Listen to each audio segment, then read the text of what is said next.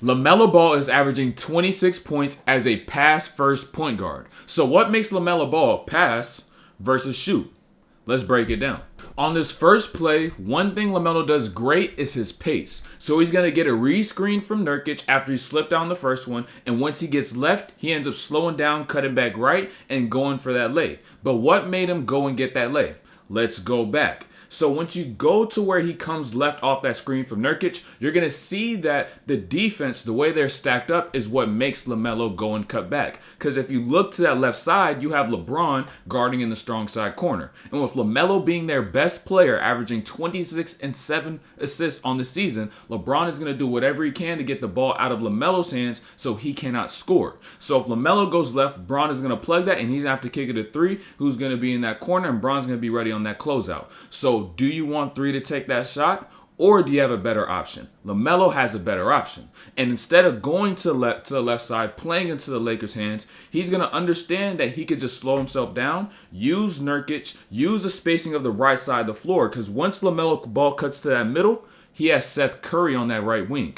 And on that right wing, Gabe Vincent is guarding him. And so Gabe Vincent knows Seth Curry's a knockdown shooter, so he's not going to leave him. So now, since LaMelo Ball cuts right, Gabe Vincent goes into Seth Curry's body so that he can't get that catch. And now that opens more space for LaMelo to attack that right side, and now uses that righty hook finish, which is an essential finish for all guards, because oftentimes you're going to be running away from the direction of the rim, but still need to be able to get your layup. As a ball handler in transition, what's going to guide your decision is what you read. So after Nurkic gets his rebound and pitches it to LaMelo, LaMelo has to read who's going to pick up on him, and then afterwards, who picks up on his teammates, right? And so now from this point, Austin Reeves picks up on LaMelo, and now who's going to pick up on his teammates? If you look at that other side of the floor, that left side, if you go back to the start of this possession on the rebound, you'll see that the Lakers are overnumbered on this right side with Connect and Hachimura being on that right. There's no communication. So now what happens? Once Reeves picks up on LaMelo, that leaves Daquan Jeffries open in that corner, and he knocks that down. Another possession in transition, LaMelo comes down, but now if you read the defense, they all matched up. But even though they're matched up, are they going to be able to communicate becomes the question, so that they do not give up any gaps to the offense. And now once you see Seth Curry step over, he's going to slip out from the screen on Austin Reeves, and that's where the Lakers messed up. Connect didn't communicate to Reeves to let him know whether or not they should switch or if a screen is coming. So now Reeves is behind the play, and LaMelo, since he put his eyes on the floor, since he was seeking to make a play according to what the defense was doing, he now ends up finding himself space to get into his rhythm, which is a step back going to his left side. If you're ever the point guard and you're initiating the play, this play is an example of the perfect time as to which you could attack while you run a play. So LaMelo has a ball at the top of the key, and what he's reading is this right side. And so he has his teammate right there on that block who's about to go come up from a down screen from Nurkic, right? So now understanding that, what does that mean for the defenders in that action? That means Luka is focused on going up and chasing the person that he is guarding. Meanwhile, Jackson Hayes, who's guarding Nurkic, is also focused on what's going to happen with whoever's coming up. 1 and 2, Jackson Hayes is at the free throw line. As a rim protector, you want to protect the rim while you're on that side, on that baseline, right? While you're around those blocks. So Jackson Hayes is out of position as a rim protector. And now if you look to that left side, you have Austin Reeves, who's guarding in the strong side corner. And so strong side corner means that he is not going to help if LaMelo drives left, or he's not going to fully help. He's only going to bait and dig. So what does this mean for LaMelo? It just depends on who's guarding him now. What is his angles looking like? What is his feel? And since Gabe Vincent is on him and he likes the angles that he has, he ends up going left and ends up getting fouled. But if he doesn't get fouled, he's going to have a great lane to the rim. 1 or 2, if you're in the bonus, you're going to get free throws. So that is a great time as to which you could go and break a play. Regardless if you're a pass first player or a score first player, your main priority should always be to read the floor and see how the defense guards you. That will determine what type of shots you can get. And so these next 3 plays are examples of that from LaMelo Ball as a pass first player. And so with LaMelo on this first play, having Luka Doncic on him, and we know about Luka, we know about his defense. How aggressive is he? Not aggressive at all. So now when this screen comes up from Mark Williams, LaMelo ends up going to his right side and Luka Doncic releases from LaMelo's body. He drops back and goes underneath that screen, anticipating possibly a switch with Jackson Hayes. But Jackson Hayes is not anticipating that. He's ready for a drop coverage. So what did this mean for LaMelo? That at this point in time, he has space to shoot only if he's capable of doing so. So has he trained himself? Has he gone in the gym, put in the reps in to prepare himself for these opportunities according to how defense will guard him?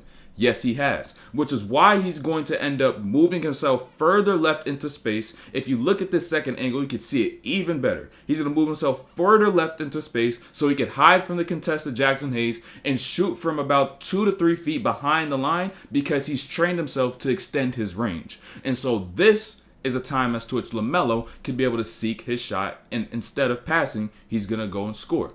After all the blockbuster trades at the NBA trade deadline, the NBA has now become must-watch television. Now, if you want to be able to score big time, you could get in on the action with my partners over at DraftKings Sportsbook. You can get behind your favorite NBA players and the prop bets you make on them over at DraftKings, the home for NBA player props. And here's an offer for all first-time customers. Bet $5 and get $150 in bonus bets instantly. Once again, download DraftKings Sportsbook right now, and new customers who use my promo code DOR and bet $5 on any wager get $150 in bonus bets instantly. Once again, that's code DOR only at DraftKings Sportsbook.